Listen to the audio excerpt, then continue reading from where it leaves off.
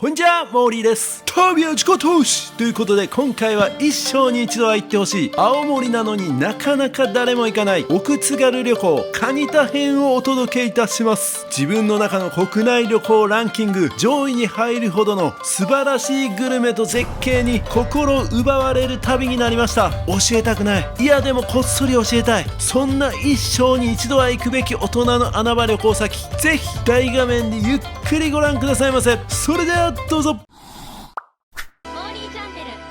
青森県の奥津軽地域に位置する高野崎、平舘、そして蟹田の各地区は豊かな自然と歴史が息づく魅力的なエリアです。これらの地区を含む外ヶ浜町の人口は約5000人。蟹田地区は古くから津軽半島の玄関口として栄え、江戸時代には北前船の寄港地として重要な役割を果たしました。また平舘地区は松前藩が参勤交代の道として利用したことから松前街道という名がついており、外国船の侵入に対応するために築かれた平舘ダイバートがあります。この地域のグルメは新鮮な海の幸が豊富です。特に津軽海峡で採れるホタテやマグロは絶品です。お店の数自体は少ないですが、その一つ一つが観光客にも地元の方にも愛される見逃せないお店ばかりで見どころがいっぱいです。アクセスは奥津軽今別駅から乗り合いタクシー、ワンタク定時便、フリー便を使えば快適に観光することができます。今回の旅でもワンタク定時便、フリー便を使いこなして旅をしています。それでは青森の絶対行くべき穴場旅行を一緒に楽しみましょう。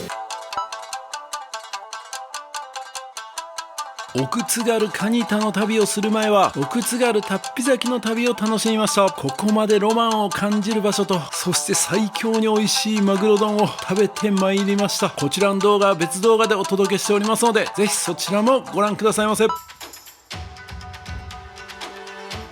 はい、こんにちは、森です。旅は自己投資ということでね、私は今奥津軽今別駅におります。この奥津軽のね地方を巡る旅第2弾ということでですね、昨日から引き続いて旅をしております。で、今日は第2弾ということで、奥津軽の方でも昨日までは龍飛崎の方に行ってたんですけど、今日は反対側ですね、反対側のエリアを回って最後蟹田っていうね集落というか町まで行くようなプランで行きたいと思います。前回はね動画を見てない方もいると思うんで説明させていただくと、この奥津軽今別駅からその今別の駅とかいろいろ今までローカルの電車があったんですけど、これがね今廃線になってしまいまして、そしたらもうねその奥津軽の方向どこも行けないやんっていうことなんですけど、実はですねワンタク定期便、ワンタクフリー便というね便利なサービスが新しくできまして、でそれを使えばもうこの奥津軽の地域をめちゃくちゃ安く頼むことができるんですよ。で一つがですね、このワンタク定時便っていうのが、これはもうバスとか電車みたいな感じで、もうこの時間に奥津軽今別駅発からもろもろの場所に行けると、龍飛崎の方まで行ける。今まではこの龍飛崎の方までしか行けなかったんですけど、最近ねちょっとリニューアルしまして蟹田の方まで行けるようになったということで、今日はそちら側行きたいと思います。でこのワンタク定時便以外にもワンタクフリー便って言って、あらかじめ予約しとくことでタクシーのように移動できると、しかも結構な距離移動するのに500円で移動できると、ちょうどワンタク定時便来ましたね。僕は乗らないですけど、はい、この定時便で行くこともできると。で僕は、ワンタクフリー便を予約しまして、ワンタクフリー便はこんな感じで1台自分用に確保して行ける範囲だったらどこに行っても500円で乗ることができるんですね。なんか普通したら670円で書いてますけど、500円で行くことができると。よろしくお願いします。じゃあワンタクフリー便乗って行きます。じゃあ、よもないまで。はい。はい。松陰くぐりのところですよね。はい。はい、じゃあ、よもない。よもないって言うんですか。よもない。はい、そうです。はい。勉強になります。国道280号線沿いのところで行っていただくので、またそこで時間にお待ちしていただくという形になると思います。はい、わかりました。このワンタクフリー便を今次の観光スポットまで読んで、さらにそこから30分後だったかなにまた次のフリー便を読んでます。そうやって前もって計画してどんどん予約しておけばめちゃくちゃ便利にお得に旅ができるということですね。30分刻みでしたっけ？予約は30分刻みです。そうです、30分刻みです。で直前だったら1時間前までなんですね。もうやっぱり雪道とかは全然慣れたものですか？ああ、そうですね。行ってからずっと生活してるので。ああ、そうかそうか、安心です。このぐらいのはい道路状況だと、まあ全然余裕ですか？夏とあまり変わらないですね。夏とかはないですか？はい。すごい。僕神戸から来たんで、ああ、そうなんですか。はい、やっぱこんな雪降ることなんかめったにないので、もうこんなん降ったらもう麻痺ですね。みんなもうパニックです。田舎の方は雪積もっても除排施設はきっちりしてるので範囲が狭いんですよ。そこに生活に困ることはない。困ることないですね。ないですね。へ青森市内みたいにはい。路線がいっぱいあるとしちゃうんですけど。ああ、なるほど。まあ決まってる道しかないからっていうことですね。青森市内でも国道とか大きい道路は全然大丈夫なんですよ。ああ、なるほど。市道が大変なんですね。でもなんかやっぱ市の方がたくさん降るっていうのはなんか聞きましたけど、こっちよりも。そうでも市の方がこっちよりやっぱり降るんですか？倍降るんですか？倍以上ですよ。確かもう1メーターぐらい積雪にまたなったので、今年多いらしいですね。今年は多いですね。朝5時間半雪かきしますよ。5時間半ですか？それは半端ない。ほぼほぼ仕事が雪かきみたい。まだこれ雪かきしないといけない。明日まではそうです。そうですよね。蟹田の方とかも降るんですか？結構。蟹田も降りますね。今日蟹田に最終行くんで、ちょっとどうなってるか楽しみというか、どうなってるんか。あまりこちらと積雪は変わらない。変わんないですか？はい。積雪でいうとこちらの倍ですね。やっぱりその内陸にあるからみたいな感じなんですか？海沿いじゃなくて。おそらく八甲田山っていう大きな山があるから。ああ、そうか、あそこ。そういう関係じゃないですかね。八甲田もめちゃめちゃ降りますもん。はい。もうスカイユーは12月で3メーター超えましたからね。ああ、そうですね。スカイユーちょうど僕12月に中旬に行ったんですよ。はい。で、その時はまだマシやったんですけど、ちょうどそれ終わった後ぐらいにめちゃくちゃ降ったってニュースが。1月に入ってすぐ4メーター超えだ。ああ、すごいな、4メートルとか。想像できん。今年の雪は重いんですよ。あ、なんかそれ聞きました。重いってどういうことなんですか？水分が多いってことなんですか？ああ、ちょっと温度が暖かいからってことですか？温度が上がってるので、パウダースノーじゃないですよ。ああ、そういうことか。水気がある。雪かきも大変なんか。はい。重くてダメなんですよ。ああ。この時期だとこういう雪じゃないですよね。雪の形は一緒なんですけど、こうふわっとした感じ。これはふわっとしてないんですか？これはもう重い雪です。あ、これ重いんや。これでもなんか軽く見えるけどな。これはパウダースノーじゃないですね。去年ぐらいから夏にエアコンも必要になったみたいな。朝までエアコン中は。もう寝れないですよ。寝れないですね。だんだん温度上がってきてるやな。うわ、すげえ。そもそも松陰くぐりがどういう場所なんかをあんまり分かってないです。海のそばなんですよ。はい。これ岩をくぐるみたいな。そうです。ああ、なるほど。これはやばい。やばい。降りていただくのがかわいいです。海見える。あ、見えるんですか、松陰くぐり。全然見えない。左手で。海や海。すごいですね。もう道を覚えてるっていうのすごいな。自動運転とかとこんなん多分無理でしょうからね。真っ白になったら。無理ですよね。長年の経験からの記憶の方が信頼できるって感じです。いや、こんな多分ホワイトアウトしちゃったら自動運転多分無理やと思うんですね。何も認識できないですけど。この方向に見えるんですよ。なるほど。心を研ぎ澄ましたら見えますか？私は見えます。私も見えます。あ、でもなんかうっすら見えるかも。なんかとんがったとこですか？はい。海のコンクリートをやってるといいと、そうね。渡っていけるんですね。端まで。でここ行ったら行けるんですか？ここですね。OK です。はい、たまたま同じタクシーがいるということです。ここで待ってます。はい、ありがとうございます。待っといてくれるということで。うわ。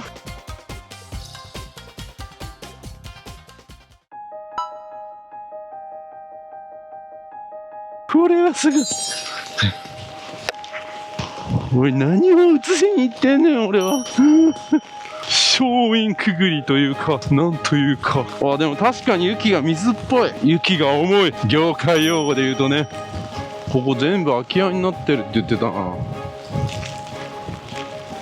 怖いな、これいきなりもう溝とかないかな。あれですね、多分岩。ちょっとこれゲームみたいな風景になってるぞ。果たしてこんな大雪の時に松陰くぐりまで行く人がいるんでしょうか。私は行きます。すごい風景。船にこんな雪が。そしてうわっ穴があった。怖い怖い怖い怖いな。どこに穴があるかわからん。すごい、こんな風景見たことない。これはすごい貴重な映像やな。松陰くぐりやっちゃいますよ。カモみたいなのもいっぱいあるな。すごい、これこそ本当のホワイトビーチじゃないですかね。え、僕らがホワイトビーチだと思ってたのは全然ホワイトじゃない。これこそホワイトビーチや。出た、松陰くぐり来た。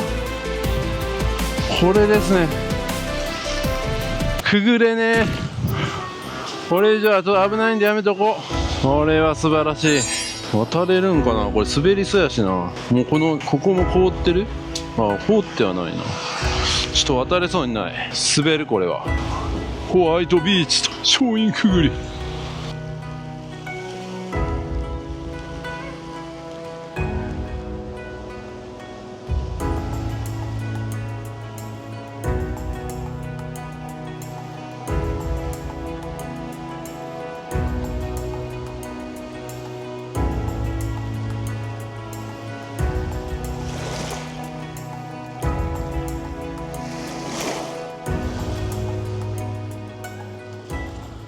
なんと取れ高の神様が太陽の光をくださいました。なんということでしょう。ちゃんと見えるようになりましたね。あんな真っ白で全然見えんかったのに。これが松陰くぐり。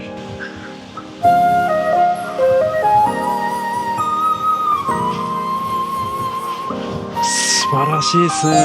いつもこういう大事なシーンでは太陽がね火をさせてくれる。でもここまで来る道中はドラマティックにした方が取れ高になるだろう。なるだろうと。危ねえ危ねえ。石つまずくとこだった。しょうもないこと言うから怒られよった。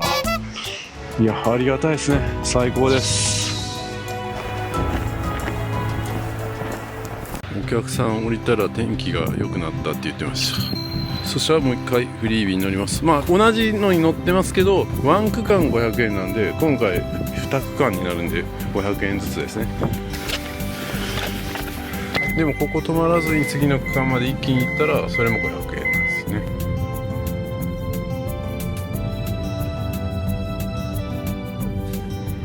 もともとドライバーされてたんですか。そういうわけじゃないですよね。役所退職したんです。ああ、そういうことか、はい、それで次のお仕事みたいな。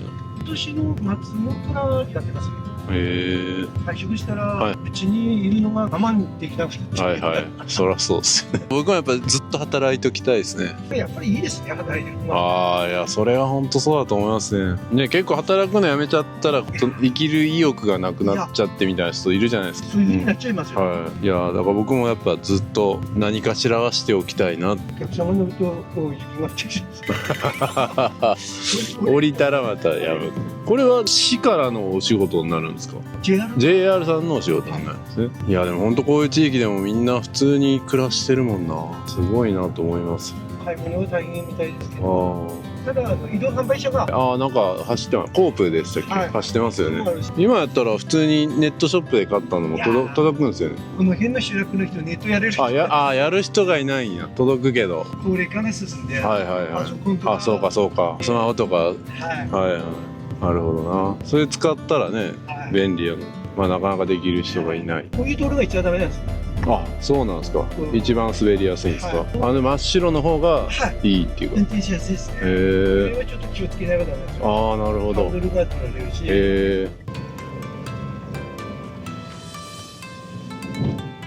あれもなんじゃないですか。もしかして閉まってる。まあちょっとこの辺なんかいろいろ歩こうかなと思ってるんで。ここで。はい、ありがとうございます。ありがとうございました。ありがとうございました。じゃあお気をつけて。はい、ありがとうございます。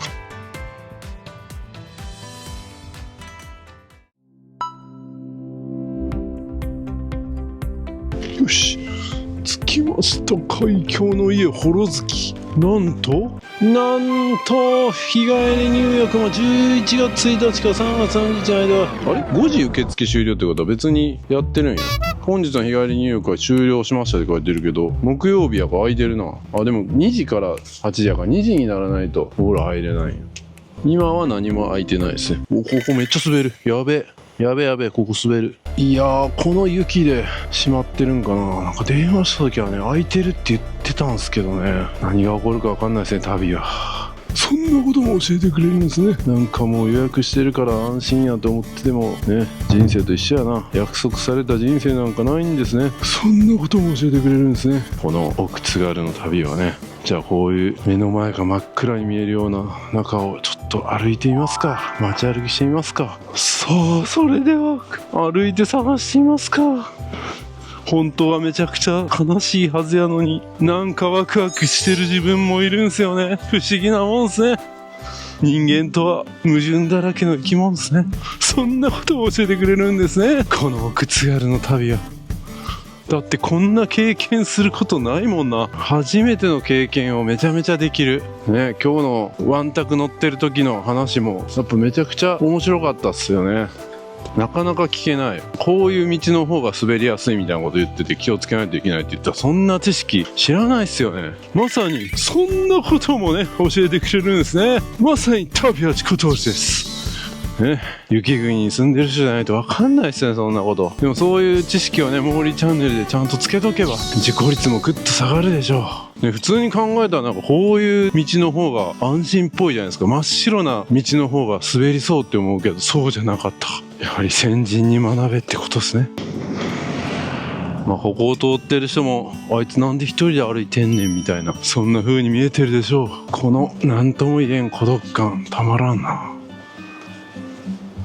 この先にね、高野崎っていうところがあって、そこに飲食店とかありそうなんですよ。でもうすでに腹が減ってきたんでね、ちょっと食べたいですね。なんか腹減ってきたとか案件やのにちょっと下品すぎたな。お腹がね空いてきましたんでね。おお、あんなバスもあるんや。バスも軽快に走るな。めちゃめちゃゆっくり走るとかじゃないですよね。もう慣れた人らばっかりやな。慣れってすごいっすよね、経験ってね。こんなんもう無理やって思いますよね、普通。でもやっぱもう毎日やってると慣れてくるんでしょうね。なんかそういう運転技術を見るだけでもなんかめっちゃ価値高いわ。すげえみたいな。ショーを見てるみたいな。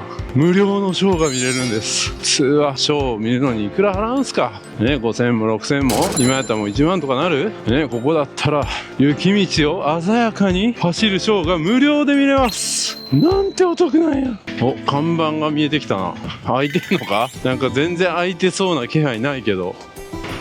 でもなんかワンタク乗って旅するときは荷物とかはね、最初に宿とかに行って置いてからスタートするみたいな方がいいと思います。なんかフリー便とかで荷物置いてそこから旅するみたいな感じがいいと思います。この先 50m 左折高野崎。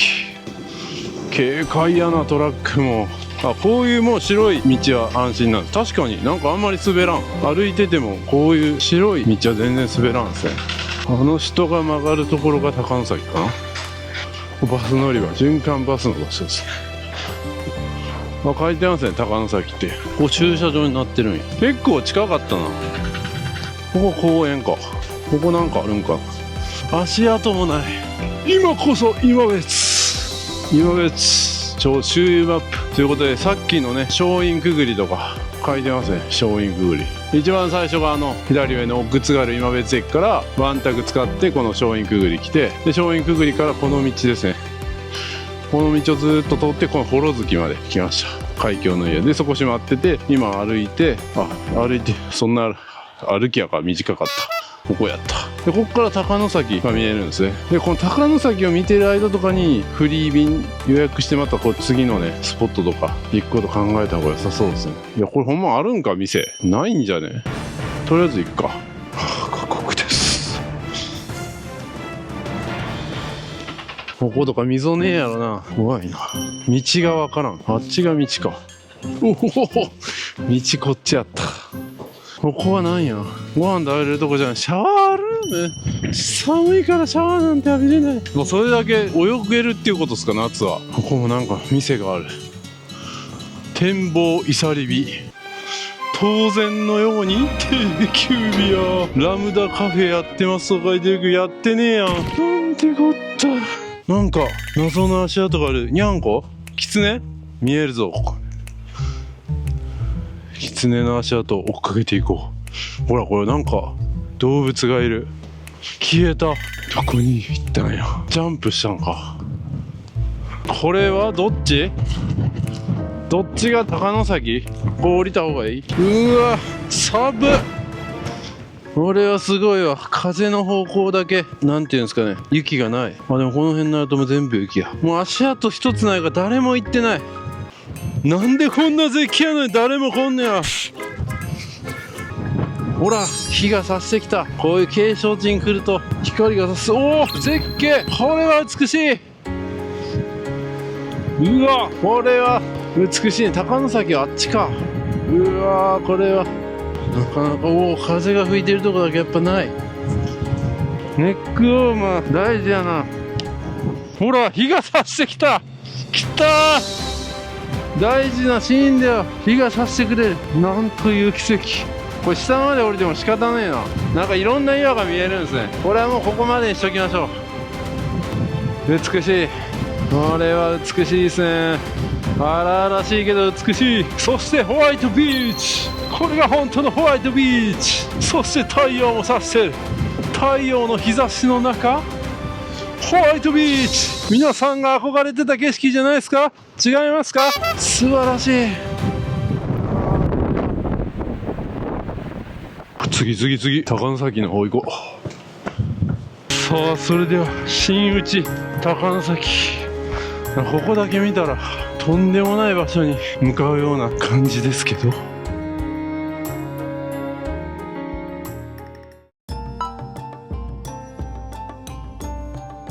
お、灯台が見える。すごい、粉が舞ってる。お、階段が見える。半端ない。おお、すごい。あんなとこまで行けんのすげえな。さすがにあそこまでは行けんやろ、この天気。うわ、えらいことなってる。ああ、これは絶景やろな。これは夏に来ても絶景やろし、今も今で。うわー、これは素晴らしい。うわー、これはすげえわ。これはすごい。これもなかなか見れないっすよ、こんな景色。これはすごい。いててててててて、軽いててて、いててて、いってあかんあかんあかんあかんあかん、痛い。これ背中向けとかやばい。あいてててててて、やばい。おお、吹いてきた。ああ、これはすごい。これはやばいぞ。この状態であそこ行くんか。もう一体何を見させられてんねん。これ行くんか、これやばいぞ。高野崎案内図、現在地ここで、こっからあの橋まで行けるんや、潮騒橋。しかしこれは神様、どんだけ取れ高くれるんすか。もうええよ、もうそろそろ晴れてくれ。もうそろそろ収まって太陽の光をお願いします。そろそろ景勝地に行きますよ。よろしくお願いします。お、風が止んできた。風が止んできましたよ。太陽の光も来るか。奇跡起きる。いやー、これすごいな。なんか礼文島のストコン岬を思い出すな。わ、これは見応えあるな。でもなかなか見れんすよ、これ。おお、これはすごいわ。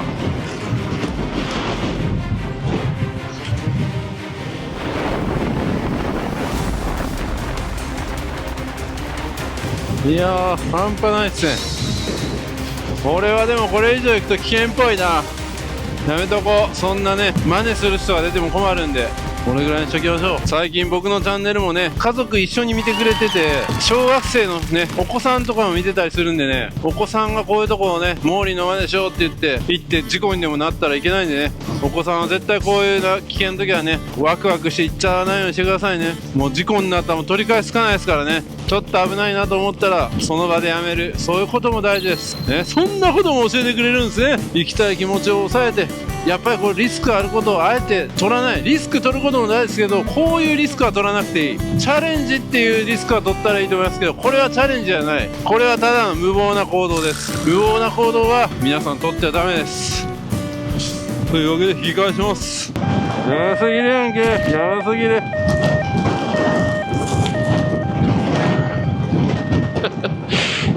いやー、これ今日はこんな感じですけど、夏とかは多分めちゃめちゃ綺麗ですね。これ夏来たいな。しかもシャワーとかがあったから泳げるんでしょうね、どっかで。まさにホワイトビーチで泳げる。もうその時はホワイトじゃないけど。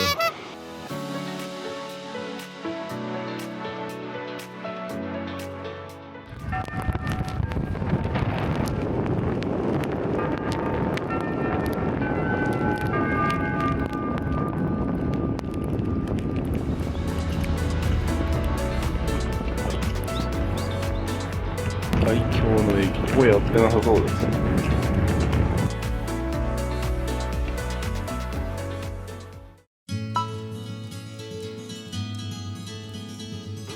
はい、ワンタクフリー便で海峡の駅平館っていうところに来ました。でここが空いてなかったらなんかオートビレッジみたいなところも電気ついてたんで、そこで何か食べれないかなみたいなやってまいりました。あ、でもエアコンついてるから空いて、あ、電気ついてる。きたー。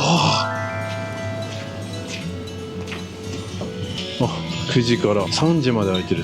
おー、すごい。なんかいろいろ子供の遊具みたいなのある。何か売ってる。ここで何か食べよう。すごい海鮮ミックスとか商品値下げ、アイスクリームも売ってるし、あ、なんかスンドゥブチゲとか売ってるの。お土産も売ってる。ブルーベリー完熟年末セールやってる。年末じゃないけどな、もう年始なんやけど。食堂営業休止？マジか。何も食べれないですか？なんてこった。ここのところを左に曲がったところに民宿やってるところある。そこはやってるんです。お食事行ってきます。ああ、よかった。ありがとうございます。ここはもうお土産とかそういうアイスは食べれるんですか？アイスだけは食べれます。アイスだけは食べれるんですか？なるほど。今はちょっとアイスな気分じゃないな。後から来ようか。ここ入っていいんですか？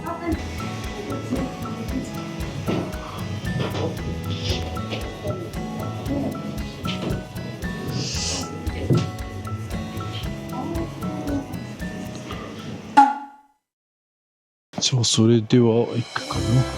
お台場オートビレッジっていうのが目の前。あそこも電気ついてますね。あそこは何なんやろ。でこっちになんかラーメンっていう文字が見えるの。煮干しラーメン、焼き干しラーメン。ちょっと僕もそこまで視力が良くなくなってきてる。自然の恵み、焼き干しラーメン。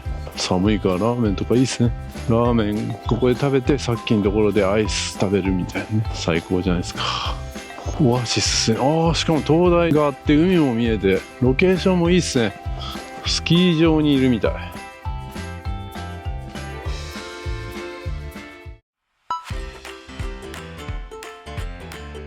ペンション台場ありました。オアシスかよ。ご飯が食べれる喜び、そんなことも学べるんですね。ここは最高やな。ラーメンっていう文字にここまで心救われたことがあっただろうか。最高すぎる。ドライブイン。俺は徒歩インやけどな。メニューもなんかラーメンもあるけど、普通に味噌カツ定食とかイカハンバーグ定食とかある。当店名物イカハンバーグ定食。ラーメンの気分やったけど、なんか当店名物イカハンバーグ定食とか言われるとそれ食べたくなるな。人の意志とはそんなくらいすぐ揺らいでしまうもんなんですね。猫がたまにいます。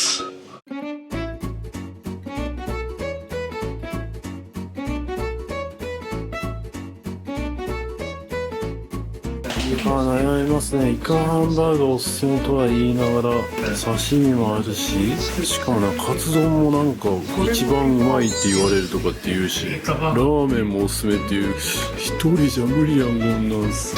何回も来ないといけない。でもやっぱりイカハンバーグ半々ランチっていうのがあるんで、それにしようかな。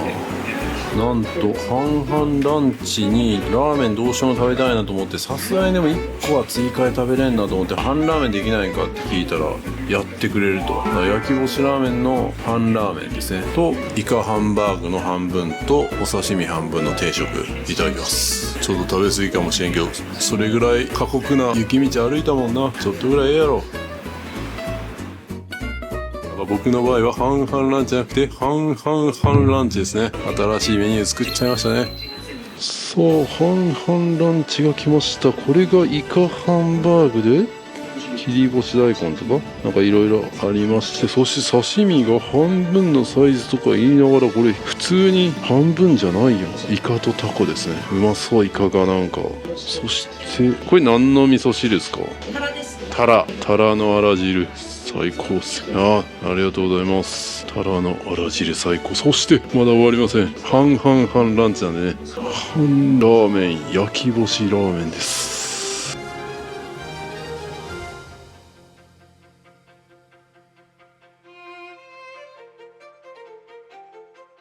それじゃあいただきたいと思います。ちょっとビールも頼んじゃいました。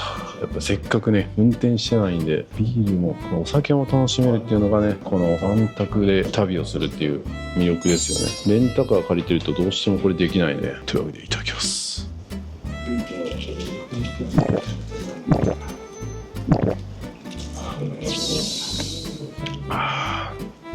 寒くてもうまい。ラーメンからいただこうかな。撮影してたらすぐ冷めてしまうんでね、めっちゃうまそう。匂いがすごい。優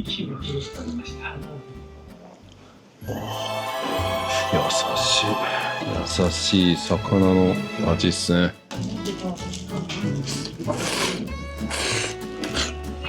これはうまいな。何これ。一昨日からしてる龍飛崎の方のね旅、そっちでもなんかこれ食べるためだけにここ来た方がいいんじゃないのって言ったんですけど、マグロ丼ね。このラーメンもそれに近い。これ食べるためだけにここに来てもいい。チャーシューうまそう。これ丸々一つでもいけたな。半分じゃなくて。まあでもこっち食べてないけどな、まだ。僕は今もうビールの力を借りてるんでね、胃袋が2倍ぐらいになるんで。あら汁、これも食べたことがない味出してくるな。うめえ。刺身いただこう。イカが売りっぽいんでね、このイカの刺身も絶対うまいと思うんですよ。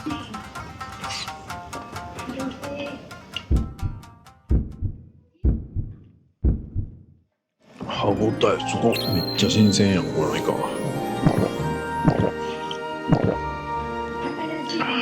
イカと合いすぎる。もうさっきまでの過酷な吹雪の中歩いたことを忘れますね。完全に取り返しましたね。やっぱ人生と一緒っすね。因果応報というかね、帳尻で合うようになってるんですよ。ああいう過酷なことを体験した分、こんな天国みたいなことが待ってる。皆さんの人生もそうだと思いますよ。今良くないことが起こってると思ってる人も大丈夫。人生の焼き干しラーメンありますよ。これもいただきます。イカハンバーグ。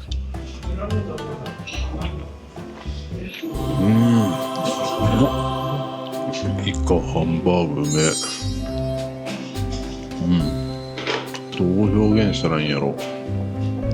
イカが入ってるな。イカの歯ごたえと肉の歯ごたえをこううまくこう調和して絶妙な味に仕上がってるな。食感も絶妙だし味も絶妙。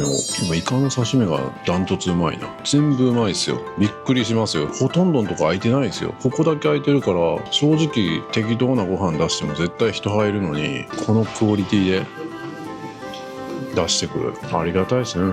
僕も周りの旅行系 YouTuber が誰も動画出さなくなってもクオリティ変えないですからね。そういうことですね。そういうことをやってるんですね、このお店は。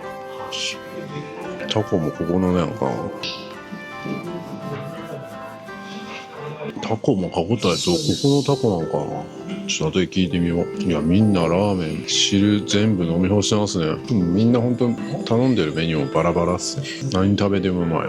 最高です。いや完全に巻き返しましたね。カツ丼とかイカバーガーもめっちゃ自信作っぽかったから気になるな。こういう時一人じゃなくてね、5人ぐらいで来てたらみんなでこうシェアしながら全制覇できるんですけどね。ちょっとその人数が複数いた時ワンタクの値段どうなるんかなって思ったんですけど、1人当たりの値段ですね。なので4人で行ったら1人ずつ500円払うみたいな感じです。さすがにそれをね4で割るみたいなことはできないですね。まあそれは電車感覚ですね。電車でも4人で行ったら4人分払うみたいな感じなんでね、同じです。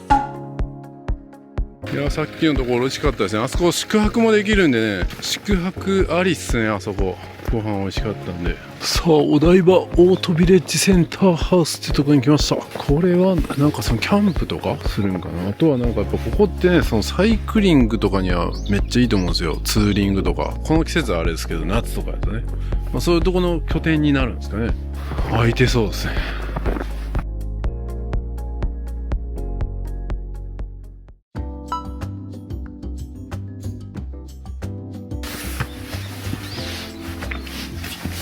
なんかチェックインはお断りさせていただきますとは書いてあるな。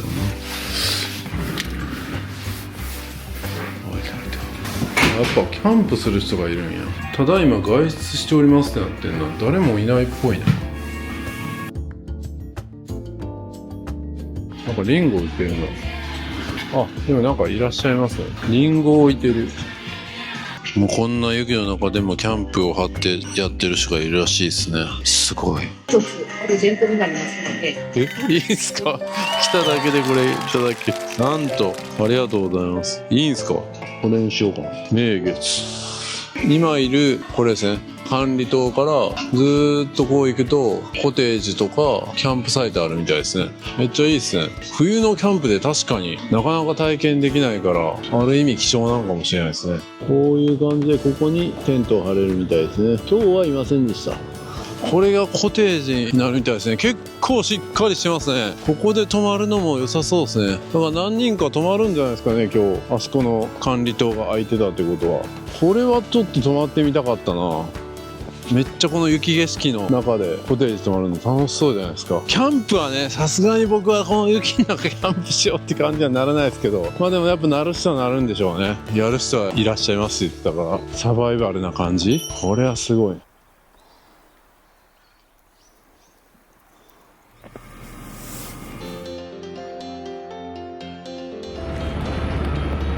天然温泉めっちゃいいですね。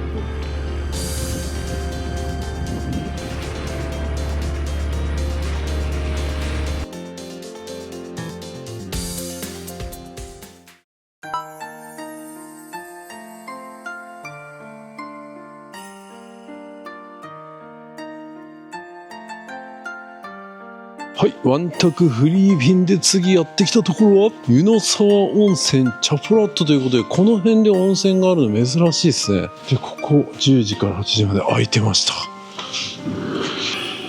嬉しい。あ、ワンタクのことも書いてるやん。ワンタクでも行けるようになったんですね。そうそうそう。もともとワンタクはこの緑のエリアだけなんで、その昨日まで僕が行ってた別の動画見てほしいんですけど、そっち側の場所しか行けなかったんですけど、今回このエリアですね。今のエリアまで行けるようになったということですね。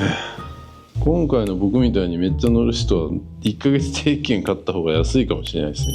そんなことをね考える悪い人がいるから、定期券利用は今別町外ヶ浜町在住の方限定でした。そらそうやね。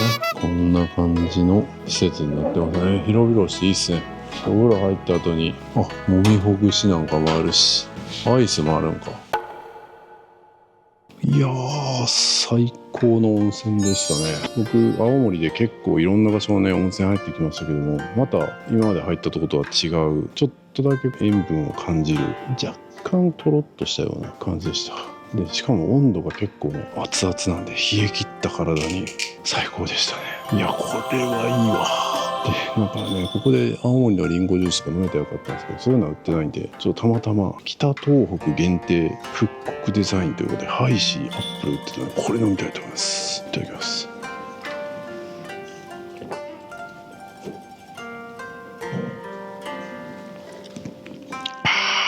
最高やな。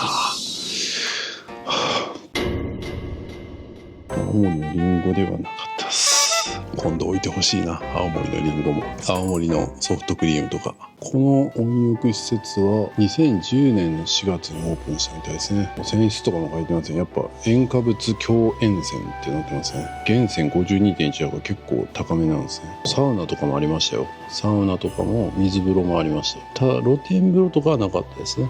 うわー、これ何してるんか思ったら温泉が流れてて雪が溶けてるんですね。源泉50何度でしたからね。はい、それではですね、ちょっとワンタクフリー便読んでるんですけど、まあちょっと時間があるので、その間ですね、この街を歩きたいと思います。ちょっとなんかの歌詞みたいになってますけど、この街を歩いていきたいと思います。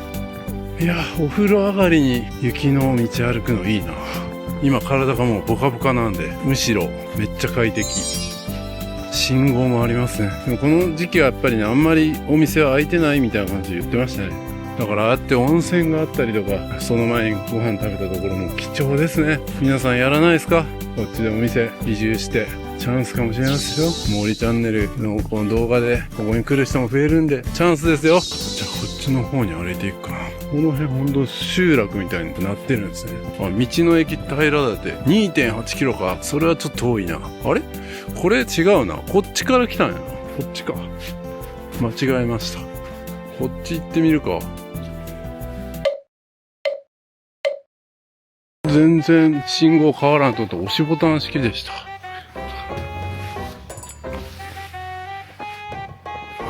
永久に変わらんのと思ったんですよ。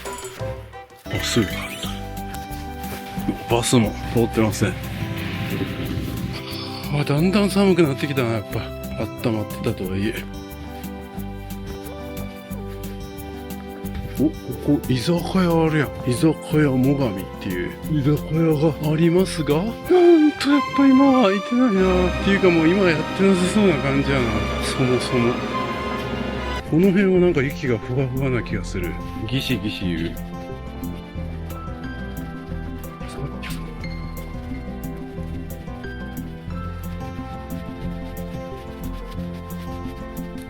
ここもなんか書いてますね。今の場所が全然反対側をぐるーっと回る歩道もあるんですね。湯の沢温泉って書いてるな。平館。さっきのチャポラットのことかな。なんか商店あるぞ。不老不死温泉、ここにもあるんや。それも気になるな。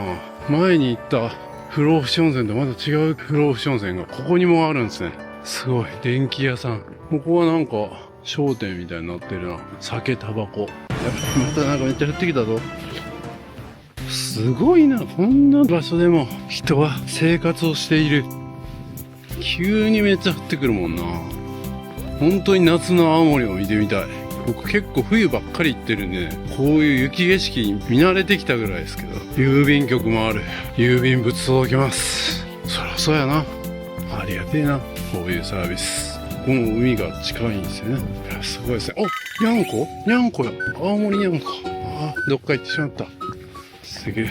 オイルのね、タンクがありません。これ寒い地域は。今、にゃんこが通ったんすけどね。雪道寒くないんかな。肉球が。ここはガソリンスタンド。ガソリンスタンドも埋まってる。どうやってガソリン入れるんこれ。半端ないな。コープがある。これ宅配してたとこや。コープまで閉まってる。ってこった。北福海産とか海産物を扱ってるお店もありますね。駐在所もあります。ちゃんと一つの必要なものが集まってるんですね。やっぱこう人が住むところには宅配から駐在所、そしておそらくどっかに診療所とかもあるはずです。集落って面白いっすよね、本当に。どういう形からこうスタートしたんだろうみたいなね。どういう理由でここに住もうってこう決めたのかとか結構やっぱ気になりますね。あれ海なんかな。ちょっと行ってみようかな。謎の施設が。これが平館のビーチ。カラスがいる。めっちゃカラスいる。ホワイトビーチ来た。ホワイトビーチ。ホワイトビーチ来ましたね。カモみたいなのもいるな。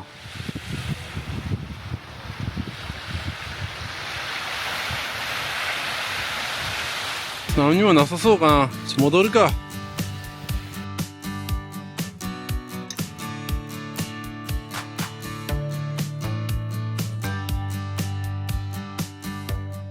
はい、今、カニタっていうね、集落の方まで来ました。そして今日泊まる宿ですね、佐々木旅館さんやってまいりました。この周辺は今回の奥津軽の旅の中でも一番街っぽい感じですね。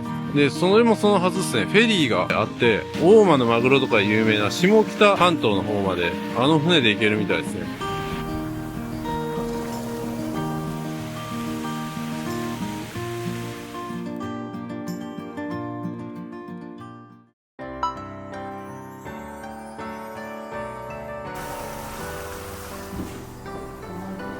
はい、今日僕が宿泊する部屋は16号室ですね。角部屋に泊まります。おお、旅館っていう感じの落ち着く感じの部屋になってますね。布団がもうすでに引かれてて、布団だけでいっぱいになるかなと思ったらちゃんとテーブルがあってね。お、しかもなんか膝が痛くならない感じのソファーですね。ここでは寝れないかな。体育座りしたら寝れるやんソファーかもしれないですけどね。そんな感じになってます。そしてちゃんとね、ストーブもすでについている状態です。ありがたいですね。でテレビもあって、なんといってもここはね、やっぱこの景色でしょ。これです。しまった。ここでは寝れるやん、ソファに足をくっつけた。いや、ここでは寝れるやんじゃないけど、ちょっと開けようかな。おお、来たー、これです。オーシャンビュー、ウィンターオーシャンビューですね。素晴らしい。これはいいわ。この景色見れるだけでも価値あるな。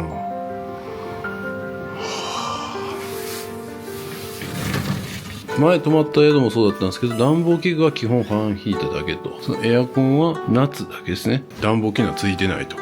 これもなんかちょっとエピソード聞いたんですけど、ここ最近急激にね、日本全体、世界全体ですね、暑くなってきてて、もう本当はエアコンいらない場所だったんですけど、エアコン入れることになったと。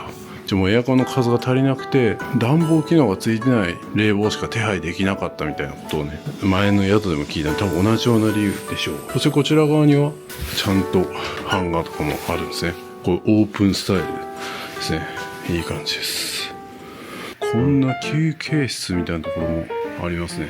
で、ここでお湯とか、電子レンジもあるし、冷蔵庫もありますね。そして本もあります。なんか寝転んでマッサージしてくれる機械もある。これいいっすね。ここにもいっぱい漫画がありますね。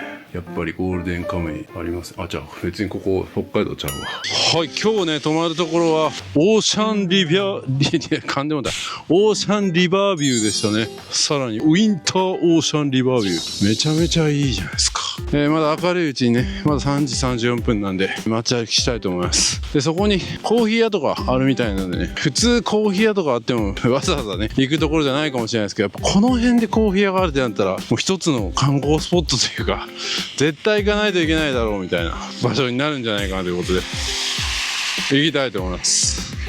いや、橋がなんかいいっすね。橋ね。この辺は漁業が盛んなんですかね。それでこうやって町が発展してるんかな。スーパーがある。マックススーパーかと。マッ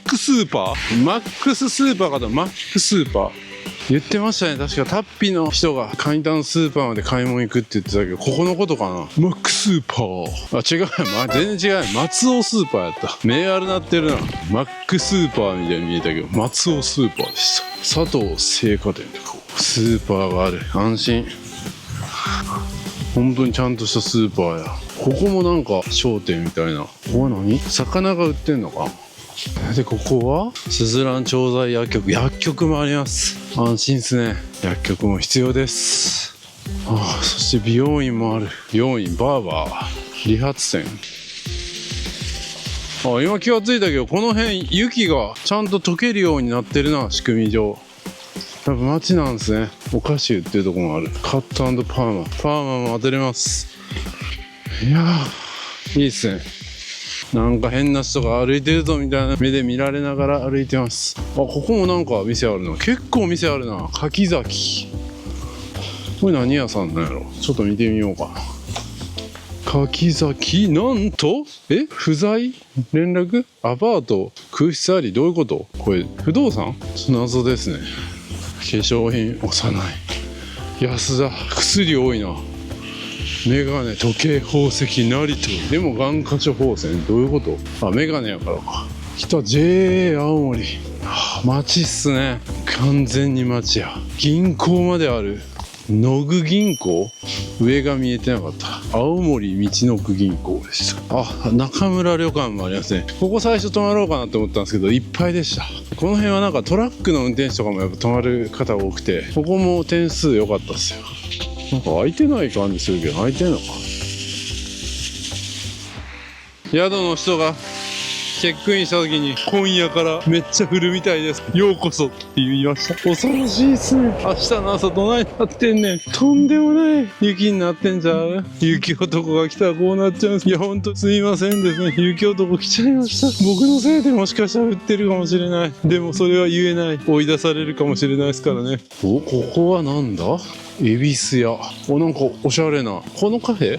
いや、これじゃないな。ここもなんかおしゃれなカフェがある。セブールズカフェ。パンケーキカフェやけど開いてなさそうやな。やってなさそう。電気屋さんもあります。ネットワーク&エコハウス。なんか昭和を感じるけどいいな。あ、こっちフォトスタジオも多いんですよね。青森というかこの奥津軽、前の動画で見ましたよ。何軒か公民館もある。あっちにも電気屋さんがある。カニタ牛乳っていうのもあるな。開いてなさそうやけど。でこうやってなんか雪が降る地域の建築物見てるだけでも結構やっぱ面白いっすよね。あ、なんか雪が落ちやすいようにここ斜めにしてるんかなとかね。趣味の店、何これ、趣味の店、何にも開いてないけど。松尾刃物店のこや。こっちもなんか店結構あるな。あ、郵便局も見えてきた。板金屋さんもある。街ですね。そろそろコーヒー屋さんかな。どこやったかな。もしかして過ぎた。あ、完全に過ぎてたわ。危ない危ない。なんか嫌な予感がしたんですよね。こののこやを右に曲がる感じした。目の前には何がある。ここは何、お寺かな。寺ですね。お寺もあります。そしてこっちの方に、あ、ここにもほらカット&パンは多いですね。美容院。あ、コーヒーって書いてる。フレッシュ。来ました。ここですね。来ました。嬉しいですね。ここですね。野口コーヒーで、ここ行きたいと思います。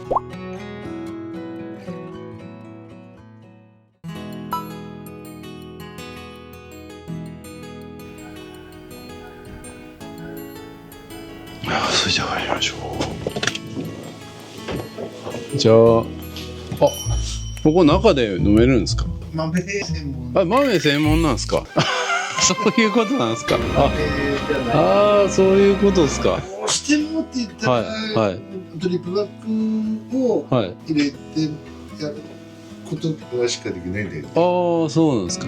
まあでもそうしたら一応飲める感じですか。ギリギリ、まあドリップバッグなんですけどね。はい、それもらおうかな。基本は豆を買って帰るみたいな店なんですか。もしドリップバッグ買ってもらえれば、プラス100円で。やってくれるんですか。あ、本当ですか。それは今後もそういったことをやらないですか。お客さんの要望次第で。じゃあちょっとやってもらおうかな。どれが一押しのやつですか。一番人気はですね、下の風の街のね。それはこれがいいですね。非公認キャラクター。いいキャラクター。これがいいです。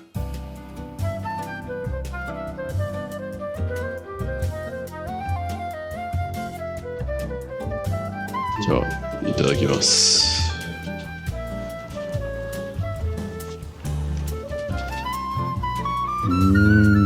嬉しい。モーリーチャンネルと言います。はい。フルーティーさと甘さとバランスを取ったみたいな。風のような感じですね。はい、軽やか。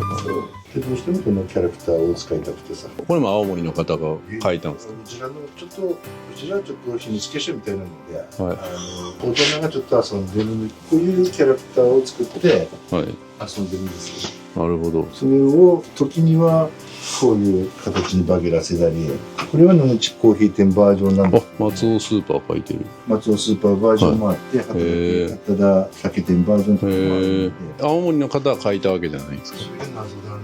謎なんですか。ロマンがありますね。結構好きな人が多そうなイラストのテイストですよね。これはすごいな。風の街っていう子ですか、これ。いろんなところにポスター貼ってますね。秘密結社のボスがこういうことやられてるんですね。でもそうやってなんかね、潰れそうになるところをなんとかしようみたいな動きがあるっていいですね。素晴らしい。学びが多いですね。ちょうどいい雪が降ってきていいね。僕が雪男なんですよ。そう、東北系に行くとめっちゃ雪が降るんですよ。で島に行くと晴れるんですよ。不思議なことに。雨男ではないんだ。雨男ではないですよ。晴れ男なんですけど、でも雪の場所に行くと本当に今のところほぼ雪降ってるんですよ。北海道行っても降るし、まあいい感じもあるし、面白さを出すとこだと吹雪いたりもありますけど、前も山形行ったらめっちゃ降って、秋田の時もめっちゃ降って、前も僕は青森2年前ぐらい来た時もめっちゃ降りました。奥入瀬渓流ホテル泊まって次の日もう車が埋まってたみたいなありがとうございました。それではスーパーに行きたいと思います。いやー、こういうところでコーヒー飲めるってめっちゃありがたいな。オーナーの方に聞いたのが、スーパーがやっぱりこう伝説というか行った方がいいと。で別に何の変哲もないスーパーだって一時期はこう潰れる話があったらしいんですよ。もう潰そうかなみたいな。でもここのスーパーを潰してしまったらもうそれこそもっともっと過疎化になるじゃんということで、なんとかこう立て直そうという話でいろんな方がこう立ち上がって、普通のスーパーの中に半分フリースペースみたいなのを作って、そこで先ほどのコーヒー屋さんが土日はコーヒーを出したりとか、なんかいろいろやってるみたいなんですよ。でそれが結構テレビに出たりとかして、ちょっとこう盛り上がってると。もう観光スポットみたいなもんですね。こんな辺境の場所にいきなりこうスーパーがあると。しかも一回潰れそうになったのに復活したみたいな伝説があるみたいな。だから今からそこ行きたいと思います。今は土日じゃないんでイベントとかはやってないですけど行きたいと思います。じゃあこれは明日すごそうやな。もうめっちゃ降ってきてるやん。すごい、みんなもうやっぱ雪かきしてるな。これがこの辺の地域の人の日常なんですね。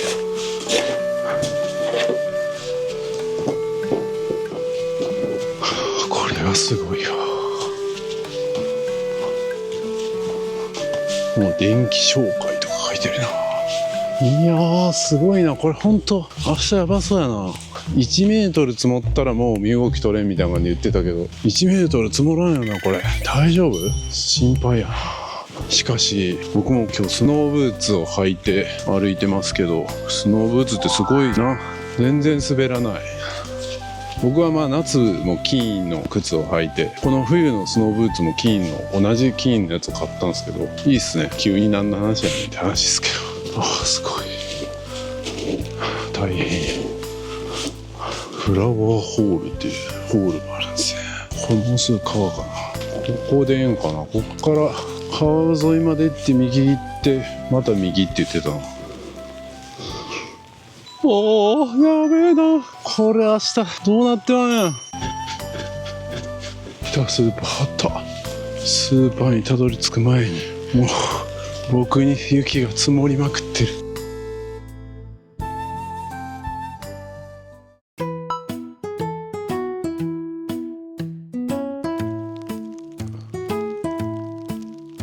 松尾スーパー来た。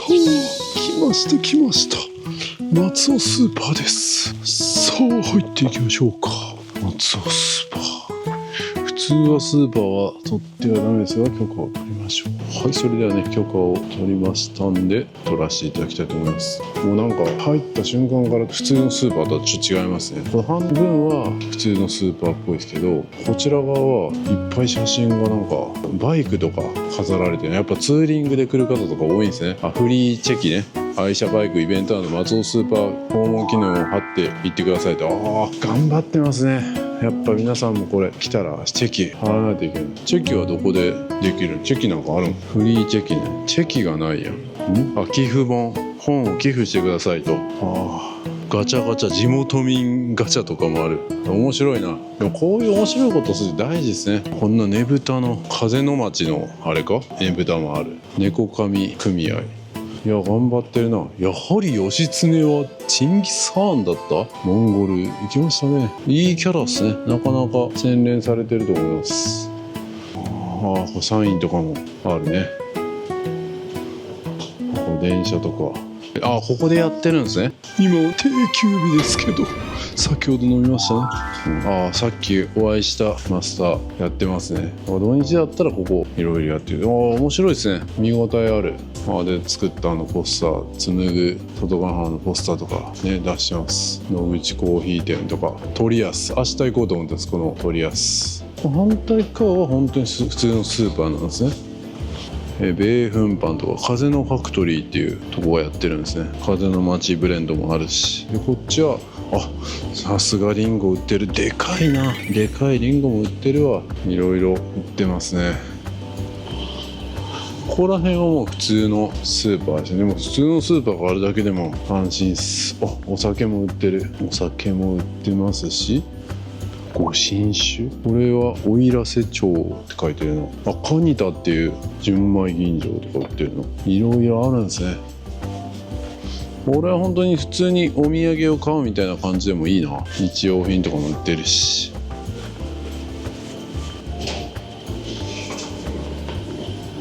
いやー、こんなに頑張ってるの見たら本当にね、応援したくなりますよね。やっぱ諦めずに頑張るって大事なんですね。もうどうせこうだからやめちゃおうみたいなね感じで思うことも皆さんもあるでしょう。でもこうやってね、やっぱ最後の悪あがきというか、もう一度立ち上がろうって言ってね、諦めずにこうやってやってるっていうのは、いや本当にこういうところに来るとそのパワーもらえますね。皆さんもね、やっぱもう一回チャレンジしてみようとか、もう一度諦めずにやってみようとか、僕も YouTube そうでした。もうやめてしまおうと思うことがありました。それも2年前ぐらいだったかな。もう活動休止しようかなって思ったことが実際にありました。でもやっぱ最後に諦めずにもう一度立ち上がってみようと、どうせやめるんだったら最後本気出してやってみようみたいな感じでやったら、ここまで来ることができました。そんなことも学べるんですね、この松尾スーパーは。まさに旅味小通しですね。いやー、素晴らしい。こんなことも学べるんですね。皆さんもぜひね、何か諦めそうになってる、何かチャレンジしたいという時はここに来てパワーをもらってみてはどうでしょうか。素晴らしい。チェキも借り入れました。チェキ取っていただきました。なんと2つも持ってもらって、ありがとうございます。はい、モーリーチャンネルステッカーも貼りました。皆さんもこれを見に来てくださいね。これ見たら僕に写真送ってください。ここですよ、この場所です。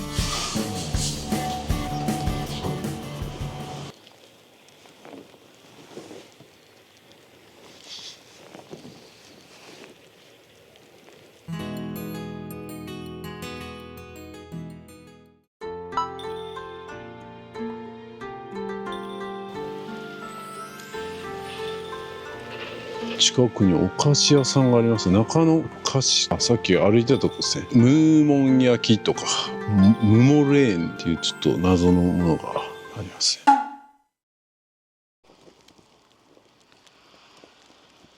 なんとなく川が凍ってきている。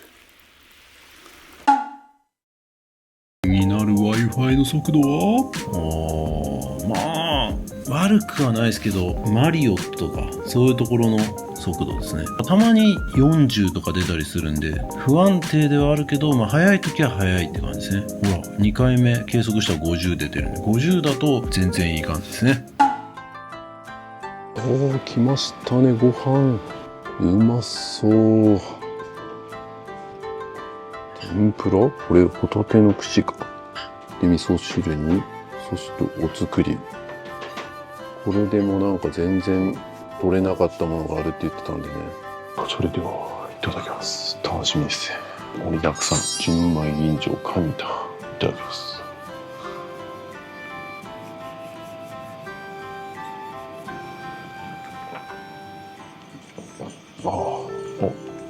これうまいっすね。めっちゃキレがあるんですけど、フルーティーさもあるな。そのバランスがいい。青森県外ヶ浜町で収穫したまっしぐらだけを 55% まで精米し、霊峰岩木山の湧き水でじっくりと仕込んだうま辛タイプの清酒ですと。合ってましたね。うま辛。辛いところにちょっとフルーティーさもある。うま辛ですね。妥協を許さない津軽森氏の繊細な技で作ったと。素晴らしい。で、今日はね、本当になんか雪とかで全然漁もできてなくて何も取れてないから取らないでみたいな感じ言われたんですけど、それでこのクオリティかよ。半端ないですね。やばいっす。青森自体はそうやけど食が半端ないっすね。いや、これどっちがどっち？これが醤油か。カンパチいただこ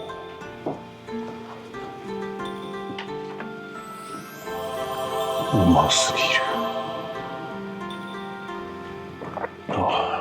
合いすぎますね。日本酒に合いすぎる。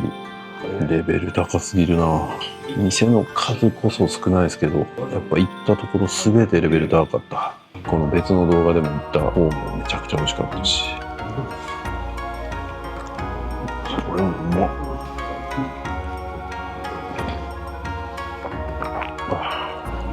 う噌汁からも違うもんな。とかホタテ、これも多分本気出してる時やったら刺身とかホタテの刺身とか食べれたんかもしれないですけど、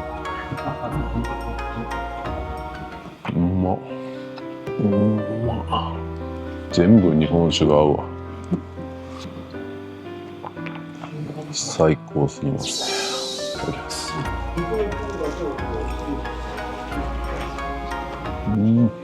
お、エビもなんか分厚い。全部うまいな。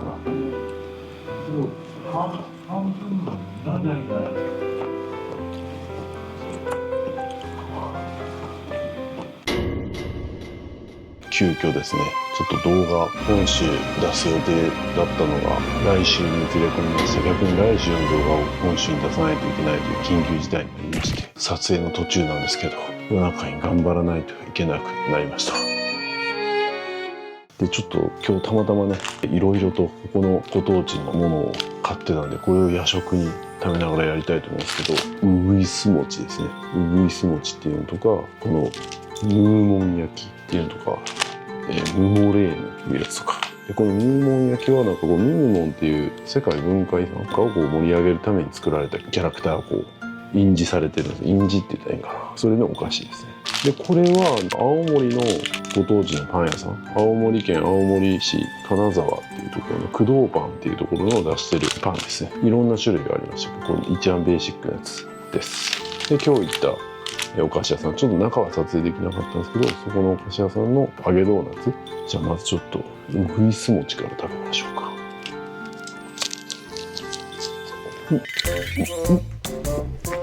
めっちゃ粉ついた。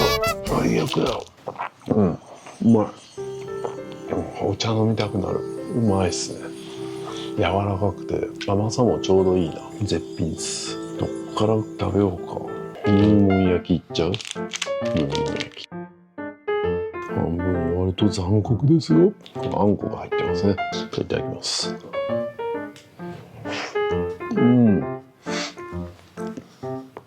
これどっかで食べたことあるぞ、この味。初めて食べる味じゃないの。名古屋とかなんかそういう系の味ですね。名古屋も分かる人にしか分からんか。これいっときたいですね。これちょっと気になる。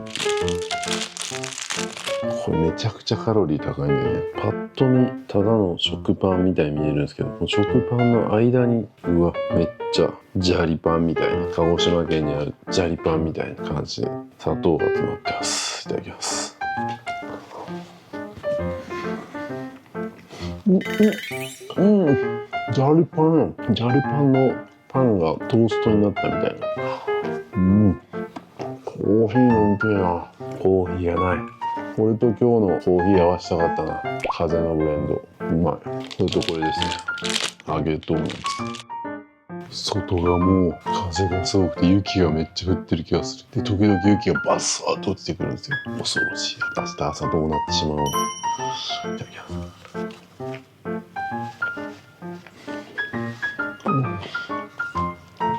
間違いなくうまい。明日雪どうなってしまうんやと思ったけど、俺もこんなに夜中にいっぱい甘いもの食べてどうなってしまうんや。それでは頑張りたいと思います。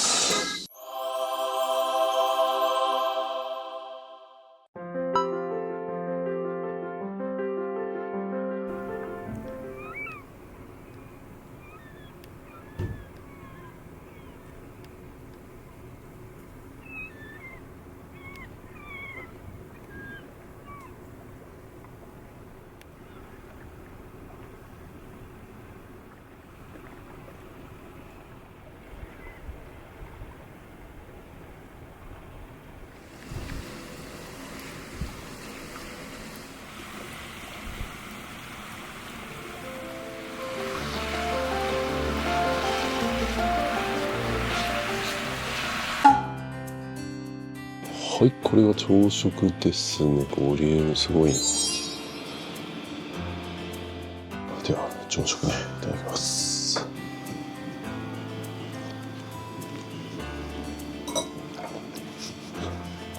今今日はこの朝ごはんの後に11時ぐらいに昨日松尾スーパーのところに書いてあった鳥安っていうところのね、そこの弁当テイクアウトしたいなと思ってて、普通だとそれでもうそれがランチで終わりでいいんですけど、前回の旅からねもうどうしても諦められなかった今別牛のステーキを今日最後にね締めくくりに食べたいと思いますので、ね、いつもよりねたくさん食べることになりますけど楽しみですね。でその後はなんと奥津軽今別駅から函館まで青函トンネルを渡って通ってくぐって行けるんですよ。初青函トンネル通ってこの旅を締めくくりたいと思います。で今めちゃめちゃ大雪なんですけど、この青森の新幹線は、ほぼほぼ運休になることはない、そこまで言い切っていいか分かんないですけど、なかなかならないそうです。それがなんか新幹線の線路ってなんか上にあったりとかするじゃないですか。その新幹線の線路だけの枠が設けられているんで、そこに除雪車がバッと走るだけで除雪できちゃうんで、どんだけ大雪になってもなかなか運休しないということみたいです。素晴らしいですね。安心してこれますね。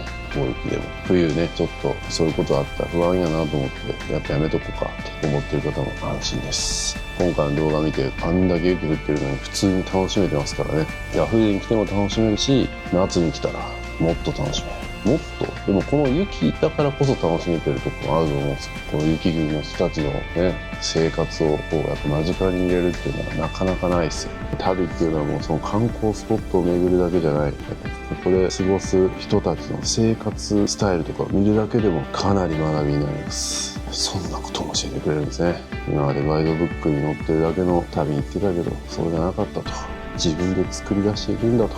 人生はクリエイティブですね。素晴らしいですね。ちょっと時間ないんでちょっと急いで食べます。さっきのねこう新幹線が運休になりにくいっていうのをチャット GPT 先生に聞くと本当にいろんなことが書いてますね。線路を覆うスノーシェルターを設置し積雪の影響を軽減しているとか、雪が溜まりにくいようにレールの設計にも工夫がされているとか、専用除雪車両ですねがあったりとか、降雪時は24時間体制で除雪作業を行っているとか、車両の先端にスノーブラウっていうのを装備して走行中に雪を押しのける機能を持っているとか、新幹線走るだけでこう雪を吹き飛ばすみたいな感じですかね。で凍結防止対策とかも凍結防止用のヒーターがドアとか車両の下に搭載されてるんですね。もういろんな工夫がされてるんですね。ただの新幹線だと思ってたけど違うんですね。何も頑張ってなさそうに見える人が実はめちゃくちゃ裏で頑張ってたみたいね。そんなことも教えてくれるんですね。見えてる部分だけじゃない物事はね。ちょっと見せてもらいましたが1日でこんなに積もってるみたいですね。はい、それではね今日帰る前にまだこの周辺を少しだけ散策したいと思います。さっきからね晴れたり曇ったりみたいな繰り返しますけども、昨日みたいに今のところ吹いてないのでちょっと歩きながら行きたいと思います。ここは街になってるんで誰もいないみたいなことはないんで、それだけはやっぱ安心ですね。活動してる感じします。あれが津軽下北ラインフェリーですね。で今日は雪の影響で在来線は運休しているということですね。でも新幹線は大丈夫。すごいですね。一日でめちゃめちゃ積もってるけどみんなやっぱちゃんと雪下ろしとかしてるな。で今9時46分、気温がマイナス3度ですね。いや本当になんかこういうところ歩くとカイロとかスノーブーツとかねダウンジャケットとか着るリュックとかありがたみを感じます。人間がこんな雪国でも生活できるように対策してきたグッズがめちゃめちゃ役に立つ。おお、滑ったね。対策できてないよ。いやすごい綺麗ですね。最後にちゃんと撮れ高作るために青空も見せてくれるんですね。ありがてえ。でここはフェリー乗り場ですね。こうロマンありますよね。こっから下北半島大間のマグロ有名な方向ですねに行けると、いつか乗ってみたいですねこのフェリーも。でこの帽子のありがたさもありますよ。このパーカーとかこのキルリュックの帽子、これかぶるだけでも全然違うあったかさが。耳がやっぱ寒いんで、だから帽子とかね僕キルリュック作る時にいらないかなとかって思ったけどいるな。冬のやっぱキルリュックには必要だなと思いますね。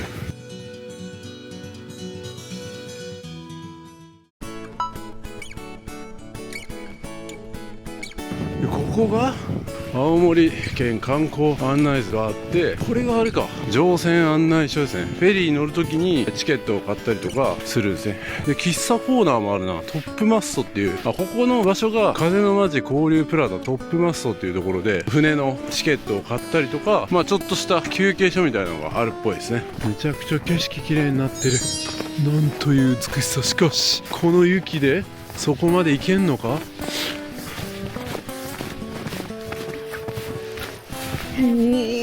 これはやばいぞ。おお、めっちゃ埋まるけど素晴らしい。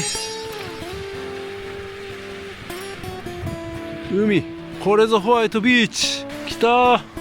いやー、今しか見れない景色。そしてあの山も美しい。で、向こうに見えてるのが下北半島。陸奥、今度行きたいっすね。あそこ、あの辺で取れるマグロが大間のマグロなんか最高っすね。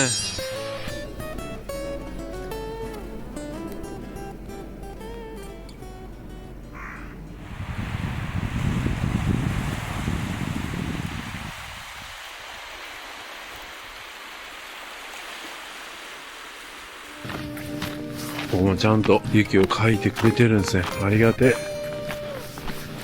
陸奥湾フェリー。シェンロン、中国料理シェンロン風ありますね。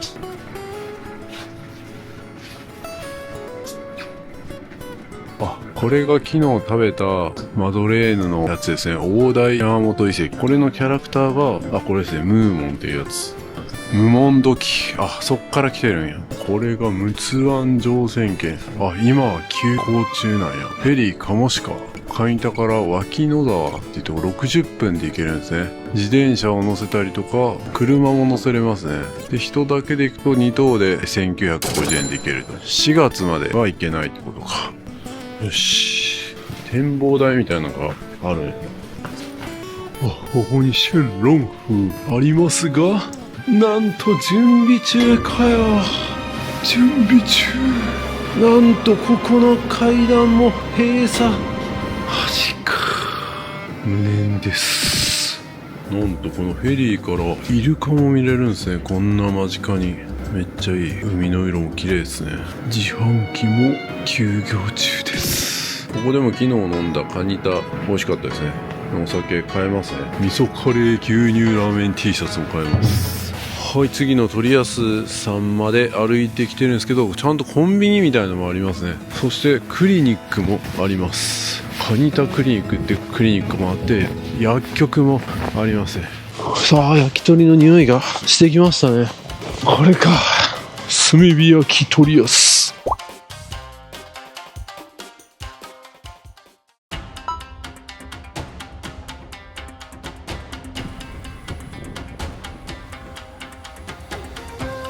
4月から日曜日の店内飲食はやるんですけど、今は持ち帰りのみなんですね。で、焼き鳥定食をお願いします。じゃあ、これですね。これが焼き鳥。これですか。塩の。はい。これは塩なんですよ。僕はタレでお願いします。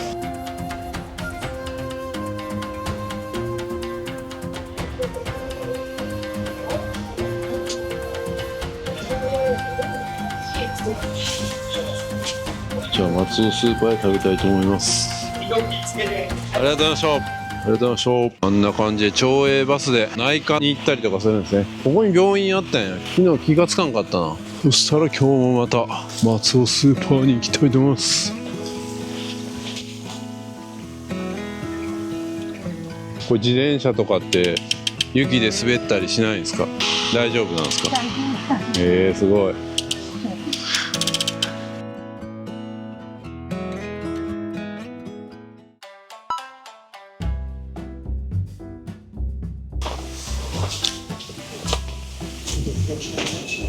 このフリースペースで食べたいと思います。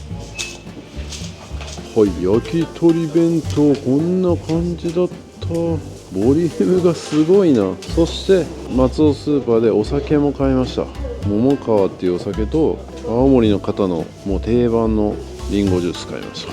味噌汁も入ってたけどこれはもうしょうがないな。うまそう。ご飯もりもり。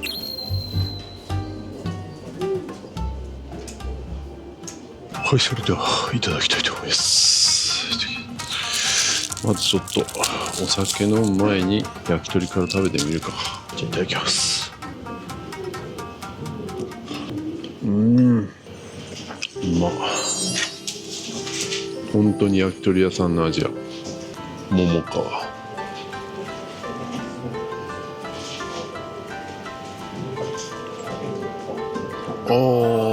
やっぱカニとはまた違うな。結構辛口か全くわからん。ヒント書いてないから、もう本当に僕の感覚で言うしかない。結構キレがある。焼き鳥にも合いますね。何より昼から飲めるっていうのがね、至高ですね。これはもうワンタク使って旅してるから、基本ワンタクと徒歩で結構食べた分を消化しつつ、普段より多く食べて飲んで、健康的なんじゃないですかね。健康的なのかそうじゃないか全然わからんけど、プラマイゼロみたいな感じですね。ご飯もいっぱいあるな。ちょっとご飯多すぎじゃね。酒飲むからか僕が。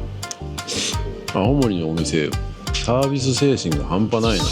ボリュームとかえぐいわ。都会とかだったらこれの半分ぐらいのサイズで1200円とかそうですけど、このボリュームで700円台ですからね。しかもね、こんな味噌汁までつけてくれて、もうそこら辺になんかやっぱ愛情を感じますね。なんかもうとりあえずこのセットで1000円で売ったらいいやろみたいな、こうただ商売じゃなくて、こんなん食べたら味噌汁も飲みたくなるよねって言ってこれつけてくれてるんですよね。その一つの気持ちがありがたいね。こういうの大事ですね。こういうの大事にしたい。僕らもね、ついついなんか儲け重視で考えちゃいますけど、やっぱこうプラスアルファ気持ちありがたいですね。愛を感じます。という皮を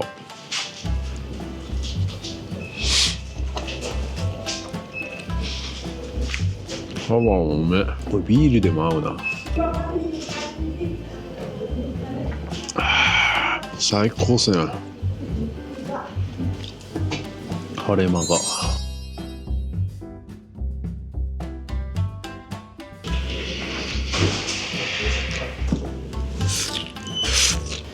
地元の方の定番シャイニーアップルジュースいただきま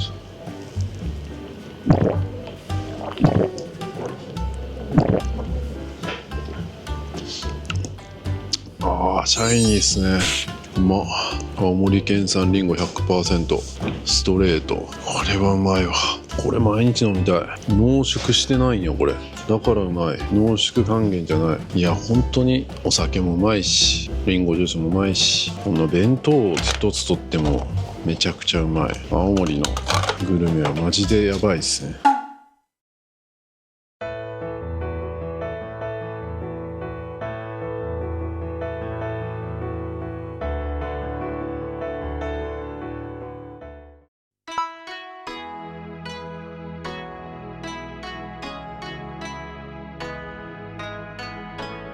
さあワンタクフリー便でやってまいりました。畑田酒店主店、ここ行きたいと思います。臨時休業日、危ねえ、あさってやった。今日空いてます。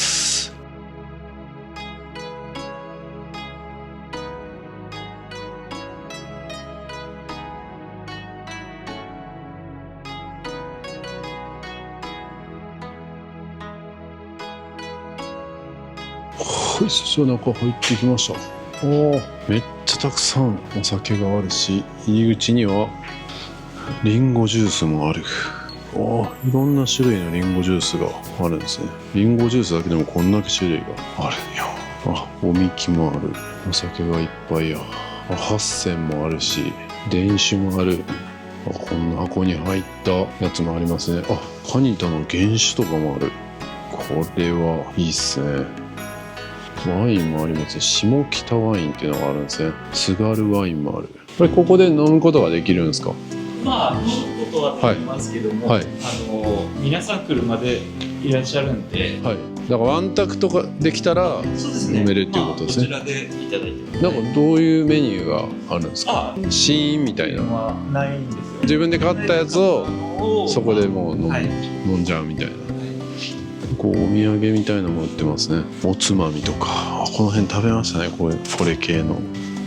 何これ、電酒の酒かす飴とかあるやん。気になる一品やな。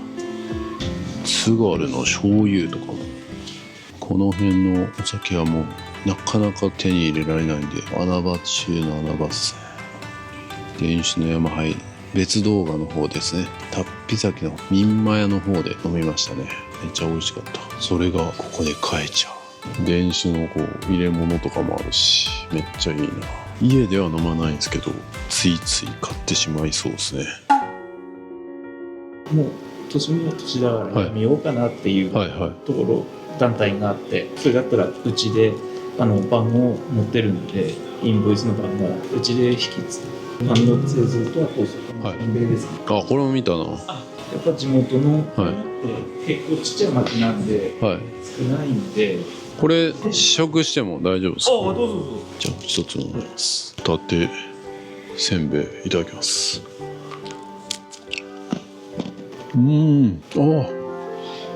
最初はなんか普通のせんべいかなみたいな感じなんですけど、後味がめっちゃホタテや。うまっ。これお酒飲みたくなるな。お酒飲みたくなる感じなんですよ。お酒のあてにぴったりですね。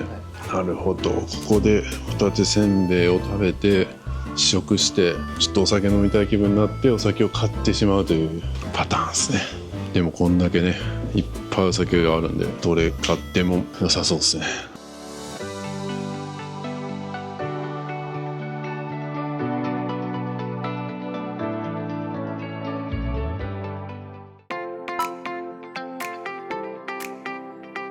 さあ、もう一度アスクル来ました。最後、今別牛ステーキを食べに来ました。毎日来てるような気がするな。昨日はお休みでしたが、ありますね。昨日じゃない、一昨日か。おつやなかったけど今日はあります。今別牛ステーキ。さっき食べたばっかりだけど、これでこの奥津軽の旅を締めくくりたいと思います。儀式みたいなもんですね。来ました、今別牛ステーキ。ソースが3種類にサラダとスープ、そしてご飯がついてきます。ご飯どんだけ食べんねんけど。はい、それではね、この奥津軽の旅最後、念願の今別牛ステーキいただきたいと思います。いただきます。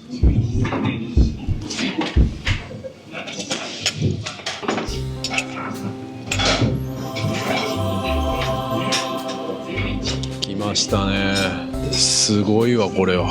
いやもう正直今日朝朝食食べて間もなく焼き鳥弁当あんな量食べたから、いやさすがにちょっときついんじゃないかなと思ったけど、いけますねこれ。もう飲めますね。飲めるステーキ。すごいな。こんな駅の近くのこういうところでこんな美味しいのってなかなか食べれなくないですか？なんかこういうところってなんか言い方悪いですけど、取ってつけたような、とりあえず用意しましたみたいなご飯が多かったりしますけど、本気っすね。本気です。そら休みもあるわ。